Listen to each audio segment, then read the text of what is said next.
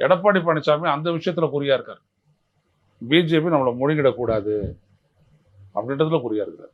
இல்ல அதுல அவர் அவரா இருக்காரா? அவர் கவனமா இருக்காரா? நல்லா அவேரா இருக்காரு. பலர்கிட்ட சொல்லியிருக்காரு இவங்களை நம்ப முடியாது அப்படின்ட்டு. அதெல்லாம் எனக்கு தெரியும். ஆனா கட்சி தொடர்ந்து அவர் கட்சியை நீ பலவீனப்படுத்திட்டு அப்புறம் எப்படி அவன் முழுங்க மாட்டான்னா அவன் எப்படி அது முழுங்கிட்டு தானே இருக்கிறான். எல்லாரும் அவன் பக்கம் போறாங்களா இல்லையா?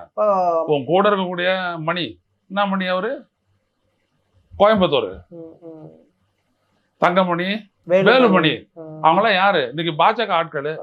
அவ்வளவுதான் சொல்றாங்களே வெளியில வந்துட்டு பாஜகவோட கூட்டணி சேர்ந்து ஜெயிச்சிருக்கலான்ட்டு. எதனால வந்துட்டு அண்ணாமலை 4.5 லட்சம் ஓட்டு வாங்கினாரு? உங்களை கொங்கு மண்டலத்துல வெயிட்டான கட்சி அதிமுக தான், ரைட்டுங்களா? இல்ல நீங்க கொஞ்சம் ஏமாந்தீங்கன்னா திமுக ஜெயிக்கும், எவ்வளவுதானே. அவரு சேம ராமச்சந்திரன் வந்துட்டு 2,36,000 ஓட்டு வாங்குறாரு கோயம்புத்தூர்ல. 4.5 லட்சம் ஓட்டு வாங்குறாரு அண்ணாமலை.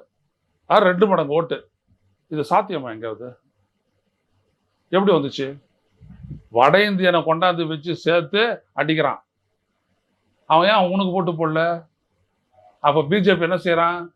ஒரு பக்கம் உன்னையும் அடிக்கிறான், இன்னொரு பக்கம் அவன் ஸ்ட்ரென்த்தையும் கூட்டிக்கிறான். இப்ப இந்த எஸ்ஐஆர் நீ ஆதரிக்கிற, இதே தான் பண்ணுவான்.